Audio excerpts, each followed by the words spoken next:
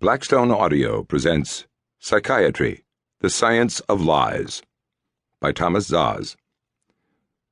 Truth is mighty and will prevail. There is nothing the matter with this, except that it ain't so. Mark Twain, 1835-1910, Notebook, 1898. Preface.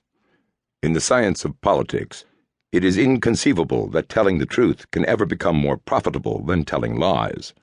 Antoine Augustin Cournot, 1801-1877, quoted in Syphilis, Puritanism, and Witch Hunts, Historical Explanation in the Light of Medicine and Psychoanalysis, with a forecast about AIDS, by S. Andreski.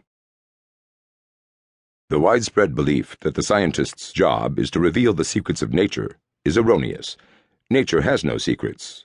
Only persons do. Secrecy implies agency, absent in nature. Nature, observed Thomas Carlyle, 1795-1881, admits no lie. Nature neither lies nor tells the truth. It has no secrets. Secrets is the name we give to our ignorance of its workings. Because nature is not an agent, many of its workings can be understood by observation, reasoning, experiment, measurement, calculation, and truth-telling, the basic methods of science. Deception and divination are powerless to advance our understanding of natural phenomena. Indeed, they preempt and prevent such understanding. The human sciences are not merely unlike the physical sciences, they are in many ways opposites. Whereas nature neither lies nor tells the truth, persons habitually do both. This is why deception is a useful tool for persons such as detectives, whose job is to ferret out other people's secrets.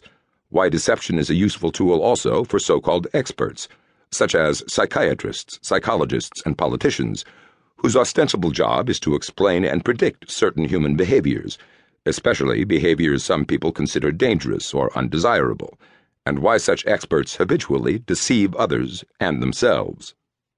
The integrity of the natural scientific enterprise depends on truth-seeking and truth-speaking by individuals engaged in activities we call scientific, and on the scientific community's commitment to expose and reject erroneous explanations and false facts. In contrast, the stability of religions and the ersatz faiths of psychiatry and the so-called behavioral sciences depends on the loyalty of its practitioners to established doctrines and institutions and the rejection of truth-telling as injurious to the welfare of the group that rests on it.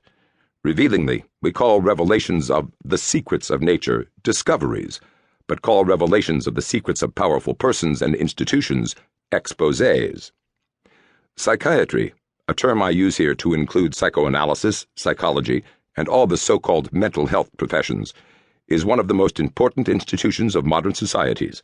The institution rests squarely on the postulate proposition that mental illness is an illness like any other illness. That proposition is a lie. This lie is what makes malingering, the faking of disease, the great secret of psychiatry.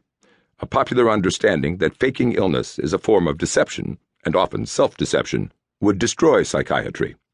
In this book, I try to advance such understanding, and the constructive destruction it entails, by expanding on my thesis, first propounded more than a half-century ago.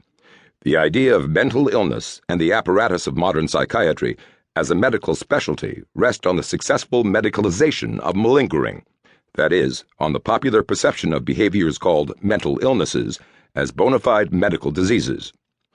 Understanding modern psychiatry, the historical forces and the complex economic, legal, political, and social principles and practices that support it, requires understanding the epistemology and sociology of faking in general, and counterfeiting disease and disability in particular.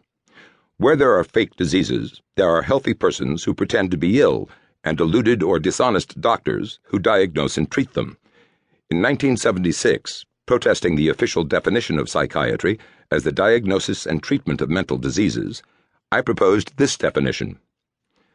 The subject matter of psychiatry is neither minds nor mental diseases, but lies, which begin with the names of the participants in the transaction, the designation of one party as patient, even though he is not ill, and of the other party as therapist, even though he is not treating any illness.